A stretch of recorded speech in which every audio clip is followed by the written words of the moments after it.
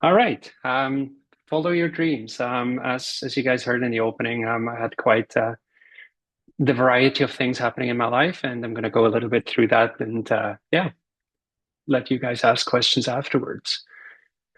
Chapter one, the early years. Um, I was born and raised in Switzerland. Not quite right at the Matterhorn, but still, Switzerland is a beautiful country, and yeah, I was born there a long time ago.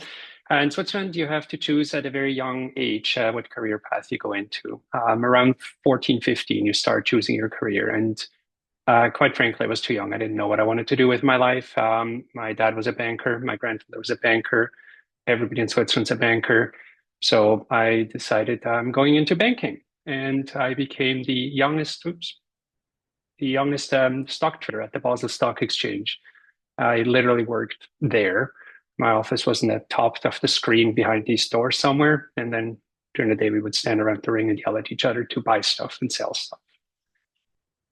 But I was also a graffiti artist. I basically was doing banking during the day, and then at night, I would go out and paint beautiful murals throughout the city. So I basically already had it in me that I wanted to be a designer one day. I was fortunate growing up in Switzerland, in Basel specifically. It's a very artsy city. We have a big carnival. There's a lot of art everywhere you go. At the carnival, they have these big lanterns, and obviously, you can see great design happens throughout the city, everywhere in that place. Art Basel, some of you guys have may heard of that before. It's one of the most significant art fairs in the world. Art Basel was founded in Basel, of course, in the city I'm from, but there is one in Miami, in Abu Dhabi, Hong Kong. So they're now all over the world. And it's one of those cool places that you get to go to as a kid, and you don't even realize how cool it is that you can just walk in there and walk around without actually spending any money. Um, my mom was really big into art and museums. And when I was a kid, she dragged me to one museum after the other. Didn't always love it as a kid, but it probably did for me in the longer parts for my life. This is from the art gallery in Basel. A picture, some beautiful architecture, beautiful art. And at a fairly young age, I fell in love with these two guys, Keith Haring and Andy Warhol. Two of my favorite artists, obviously the graffiti-esque nature of Keith Haring's work, but also the bold colors from Andy Warhol were things that really inspired me and really got me going on my career path early on. But art and design goes beyond just the visual graphic design. This is a picture of the Vitra Design Museum. Vitra is the European counterpart to Herman Miller in North America, and they design and build all these amazing chairs. And I would go there literally every year for one of the exhibits, see the new chair designs, look at the brochures. Usually I collected all the brochures, and it was like research, especially once I was in design school. It was like a heaven to find stuff for me. But I'm collecting other stuff too. I'm collecting watches. This is a selection of my watch collection. I love the design of them. They're not necessarily expensive watches, but it's a lot of colorful and cool design kind of pieces. And while I'm collecting things, I'm collecting Dunnies. I'm collecting all kinds of stuff. My wife doesn't love it. She feels like there's too much junk at the house because of it. But it's all fun, bold, fun kind of designy stuff that I like to collect. So after my little banking stint, I did that for about 3 years of education and then another 3 years of work. I decided to kind of go and tour the world, and I joined a musical group based out of Colorado. And I went on singing, dancing, performing all over the world, um, three continents, 14 different countries. And yeah, had a great time doing that. It's a group called Up With People. And I basically was doing the performing for a while and then ended up working for their event coordination team. And that's kind of where I got my first dip into graphic design. I started by like creating these sort of window displays and brochures and stuff like that. But this was all done without computers. A, I didn't know how to use a computer yet, and B, it was not really like Photoshop and other design software wasn't really that proficient yet. So this was all done by photocopying, cutting, pasting, spray painting, and just creating kind of, yeah, cool kind of stuff. But that's kind of where I realized, okay, after I was done with this, I can't go back to banking. It's just not in me. It's not my passion. And even for Up With People, I got to do some stage backdrops for a show in the Netherlands, bringing back my little graffiti days. But I also met my wife there during that time, and she's from Canada, and so I decided, you know what, let's make this permanent. I'll move to Canada. I came here. I went to Humber College. I don't know if any of you today are at Humber College, so but I'm a Humber grad. And then I ended up working for one of my teachers for about 5 years. They had a firm that did a lot of marketing materials, brochures, etc., annual reports. So I did that for a while. Went from junior designer to senior designer, and then realized I think I want to do this on my own. I want to create my own company. I was a little bit chicken about not having an income. I just bought a house a couple of months before, and I was like, okay, I can't just quit my job now. So my wife works for Canada, and I was like, you know what? Flight attendants have a lot of free time. I could do both. I could be a flight attendant and I can work as a graphic designer.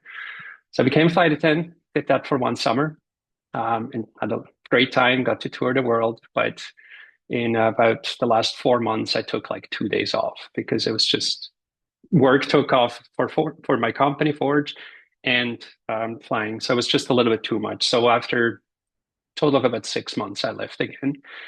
And that's when really Forge came into creation. So we had a name, came up with a logo, and then this is a world first that you guys get to see. We usually update once a year our identity, and we are just launching this today, but nobody has seen it yet. So except for my team. So yay. um, and then yeah, it was mentioned at the beginning. In 2011, I became RGD. That was a big milestone in my career. Like being certified, really validating my credentials. And then also I ended up being president for a number of years, which gave me the opportunity to be doing introductions at Design Thinkers, which I hope many of you get to go to throughout the years. And then more recently, I was elected to the Royal Canadian Academy of Arts, which is a pretty big honor, and I'm pretty proud of that. Yeah, achievement. Chapter 2, inspiration. So where do I find inspiration for my designs? I obviously mentioned my childhood past, so there's a lot that I've seen as a kid, but nowadays it's everywhere. I travel a lot, personally and for work, and wherever I go, I take a million photos. I've probably close to 200,000 photos in my photo library by now. And it's photos of anything. It can be graffiti or art. It can be nature. It can be architecture. It can be advertising. This is a really cool building in New York right now. This is the Louis Vuitton building. It's under construction, and that is just construction hoarding. But they created these suitcases on the outside. It's pretty cool little feature. Um, Go a lot to the Middle East. I'm fascinated with their spice racks. They're so colorful and beautiful and well organized. Um, Graffiti, wherever you go, you see more of it. Architecture, there's always interesting things to learn from architecture, even if we're not architects, as graphic designers. Just looking at forms, the depth that is being created, or how like the regular stairs are used to actually communicate the message. That's at the Guinness Museum in Dublin.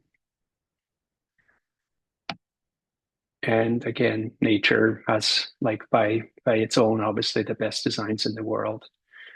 But always there's a little bit more graffiti. Can never get away from it. And then yeah, more beautiful architecture. And then chapter 3, high design. So what is it that basically I've been doing for the last 21 years since starting Forge? So we've been basically doing a little bit of everything from branding to print to web to environmental graphic design. So starting off with a few little samples of brand design that we've done. Evolution Lab, that's for a gym. So it's got sort of the dumbbells on the outside of the logo. Davidson was for a photographer. It's a photographer in Liberty Village where our office is.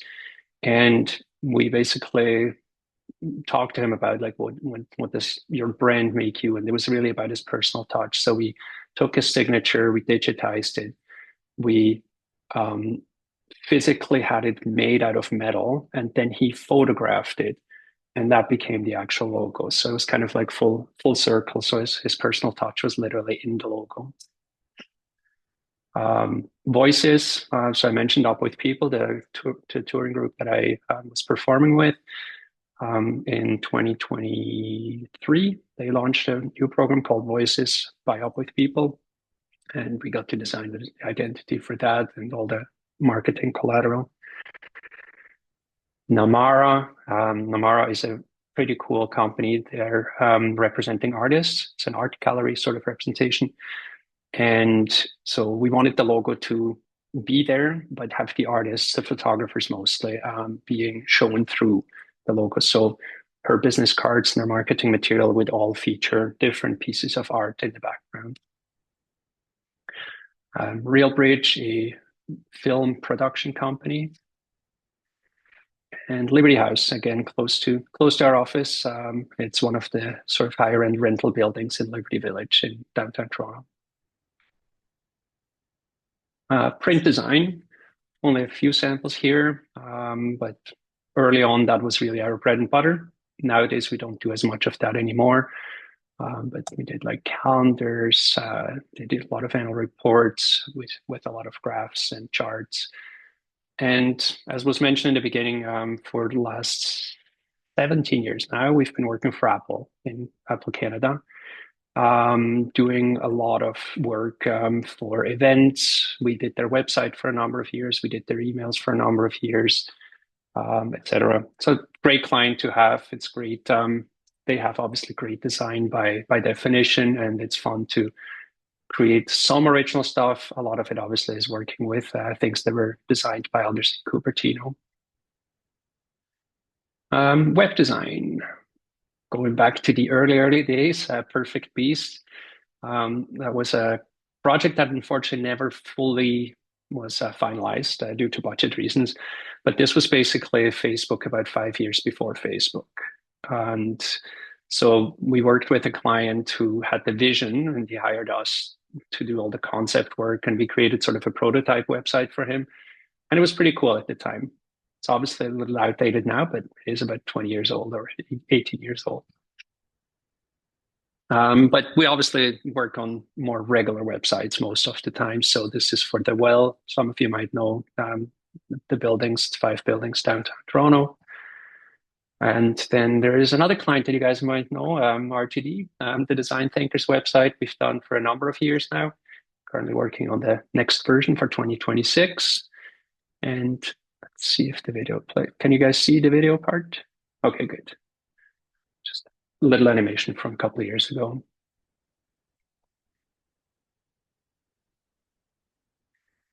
And the Gladstone Hotel, when it was still the Gladstone Hotel, we got to do their website, which was really cool because it was all about sort of like bringing art and hospitality together. It was a lot of fun.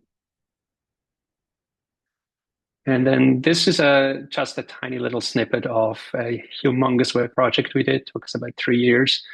And it's about educating people on dementia.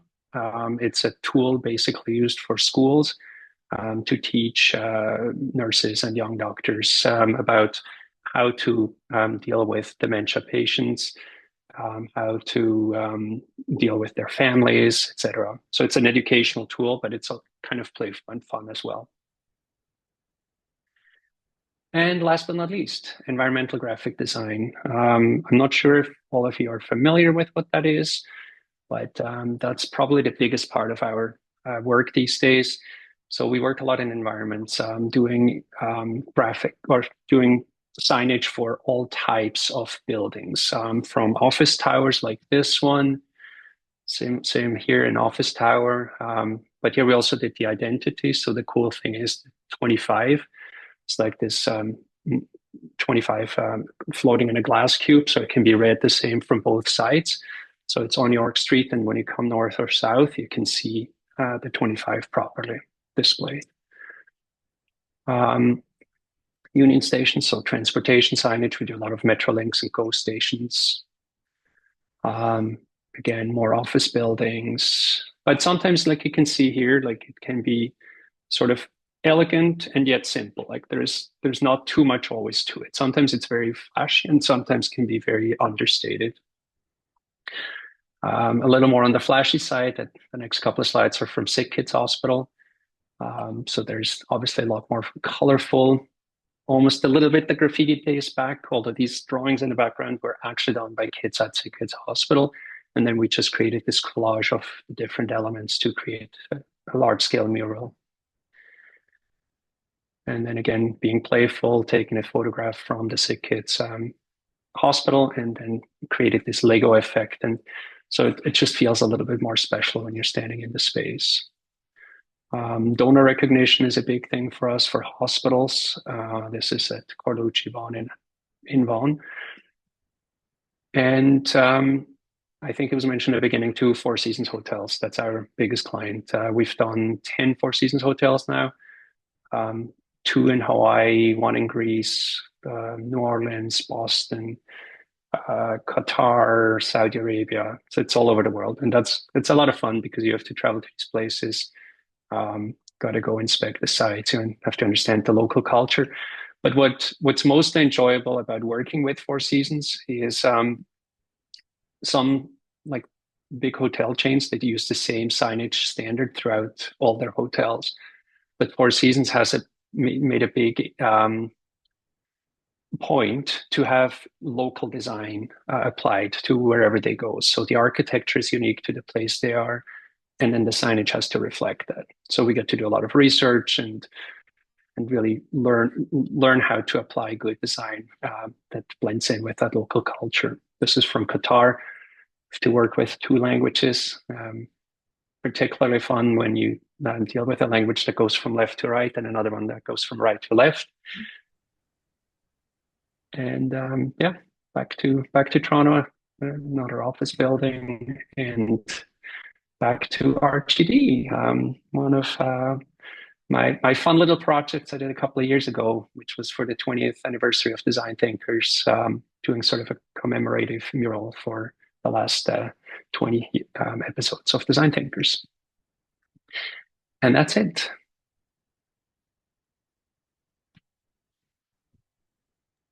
I hope that was fast enough. That was amazing. That was so amazing. Thank you so much. I'm going to leave the floor open just for some questions.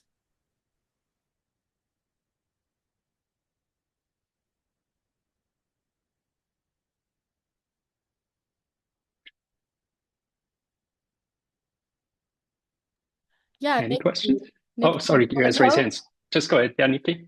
Hi, I was just wondering because you mentioned that you started in a very like physical media place and you kind of evolved as graphic design evolved as well. Do you find that you still pull from your history as a graffiti artist? Are there techniques that you think you rely on that were founded there? In a very abstract way, yes. The number one thing I've learned from graffiti, other than having fun, is good letter spacing.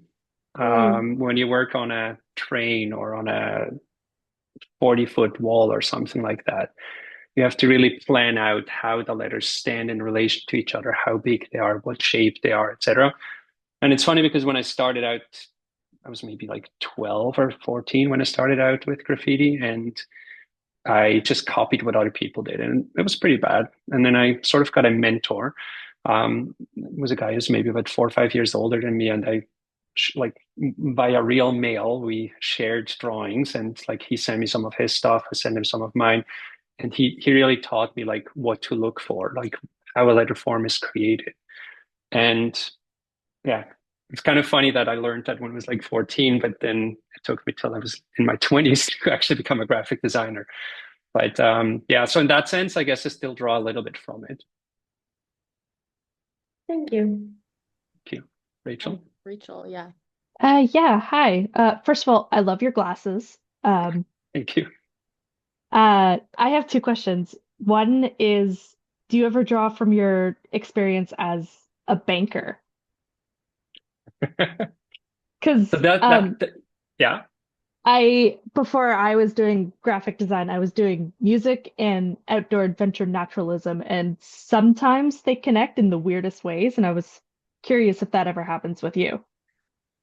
So that is a very good question. And it's a very interesting point because when I went back to design school, I basically thought I just wasted 5 years of my life for this whole banking thing.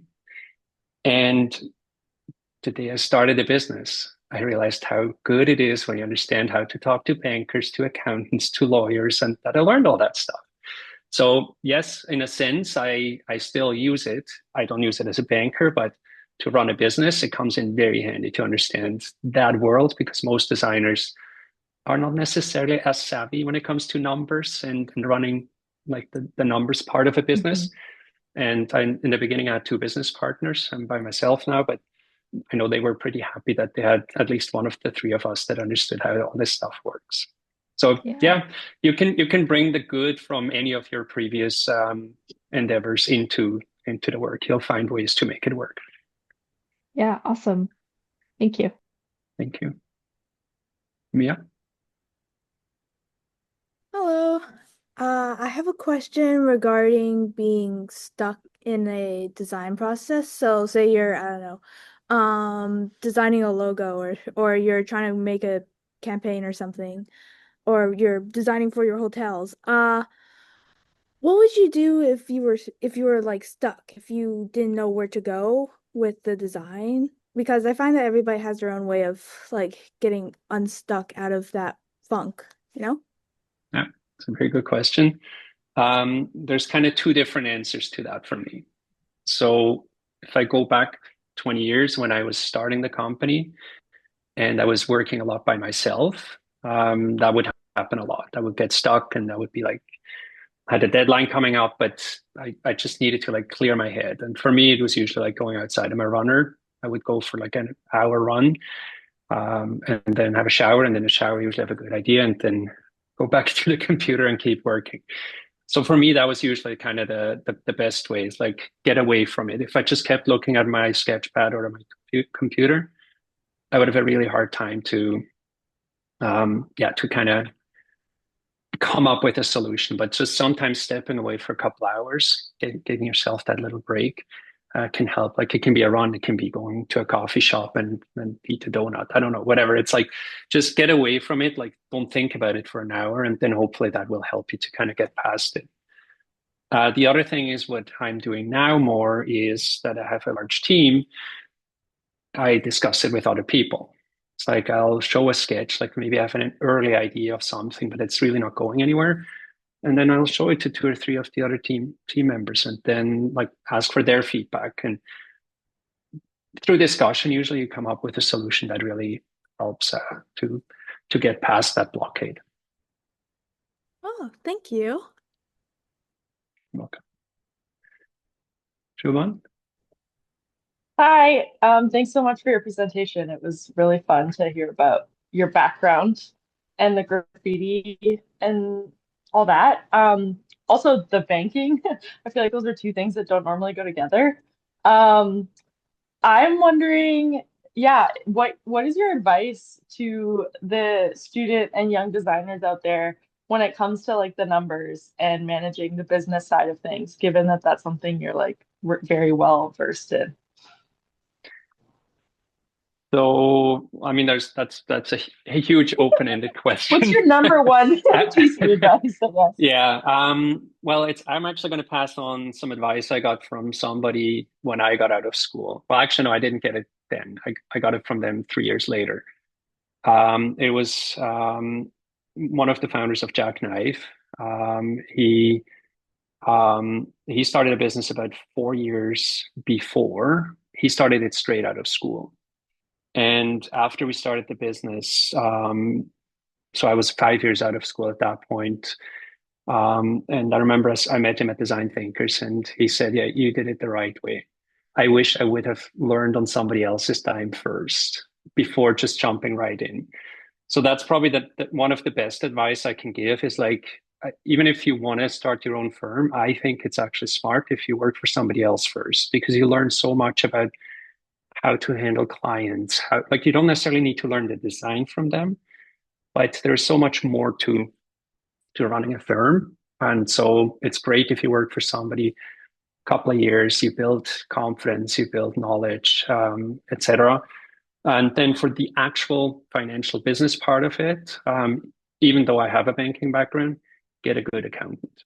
That's the number one thing you can do, because I don't want to spend like hours and hours doing the actual accounting. So I understand it. When I talk to the accountant, it makes all sense. But really, having a good accountant that you can trust is taking away half the worries for you. Awesome. Thank you. Welcome. Jennifer? Hi. You mentioned moving from Switzerland to Canada for school. Did you find that coming in as a student at Humber, but being from somewhere else, that kind of made you stand out as a student or changed your point of view when it came to your creativity from maybe the other people in your class? I know for myself, a lot of international students, and it's been really interesting to see how people from other countries come up with design solutions and what their kind of answers to problems are. Yeah, I do think yes. Like I mentioned, like the museums, the art that I grew up with, I think formed me. So I probably it stood out, or it changed me to the other students from that perspective. But also I was a mature student. That also changed things a little bit. Like if I think back to my school days, a lot of the younger students straight out of high school didn't necessarily take it as serious as I did. Whereas when you go back to school at like age 23, I think I was, it's like you don't want to do this like one more time. This was going to be it. Yeah, and so you take it very seriously. So I hear you. Okay, so you understand exactly what I'm talking about. Yeah. So yeah. Cool. So those are probably both things that would have made me stand out in a different way. And yeah.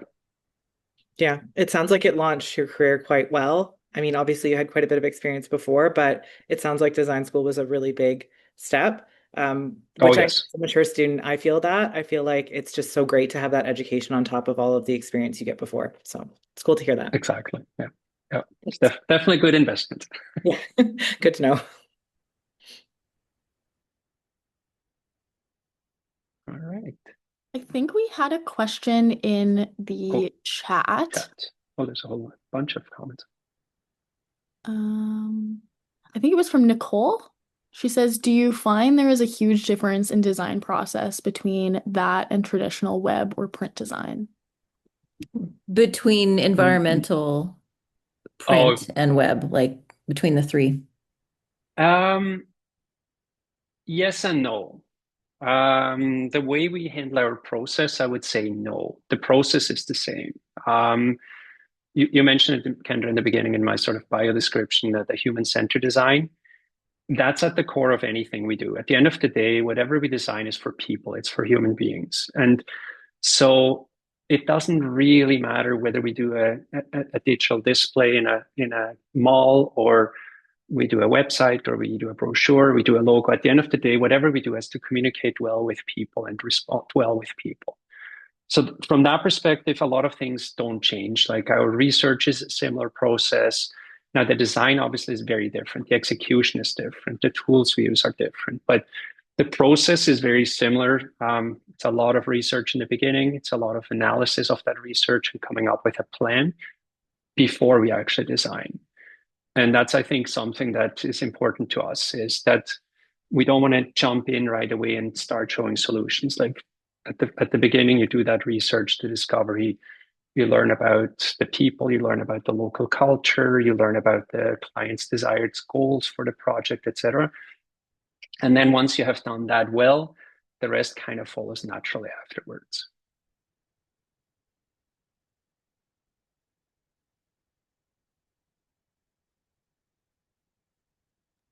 Awesome. We have a few more minutes, so if anyone has any other questions, we've got about 4 or 5 more minutes. I have a question. Go for it, Right. Justin. Can you hear me? Oh, Yeah. okay. Are you still doing graffiti at night? No. I haven't done it in quite some time. I am at a point though where I want to pick up graffiti on canvas again. Not I don't think I'll go back out and paint trains. That is in the past, but doing some spray can art on canvas is something I really would like to pick up again. It's just a time problem usually, to find the time to actually do more of that. But yeah, no, haven't done it in a while. That'd be sweet. I have another question since we have a little bit of extra time. I want to get more into environment graphic design, but I have a very much print and website graphic design background. What are some things I should know about signage and material and 3D that I should start looking into? Yeah, that's a tricky entry point. Yeah. I kind of fell into it by accident, so it just kind of happened. But usually, like when we hire people, often they come actually with an architectural or interior design background, which they've learned a lot of that stuff there. And it's kind of funny because I usually have to teach them the graphic design portion of it, letter spacing, good font selection, stuff like that. That's something that's comes natural to me, but they understand better how to read plans and how to detail drawings for like how thick a sign is and where the screws go and all that kind of stuff, which is there's a lot of very technical aspects to it. So I would recommend probably try to like get an elective course somewhere. Some of the colleges, I believe OCAD and others offer that. And then you get like a baseline. And then really you have to get a job within the field, an entry-level job, and that's where you learn it. I think that's how most of us got into it. It's unfortunately not something that's as a full program taught in Canada. So it's a little trickier to get started. That's fine. But it is a lot of fun. Like I love the work in that field. It's a little slower. The process takes longer, but it's also got a lot of longevity. Like the Union Station sign's been up already 15 years now, and it's or more, 18 years, and it's probably going to be there for another 20 years. And when you do a brochure, a website, usually it doesn't last like 30, 40 years.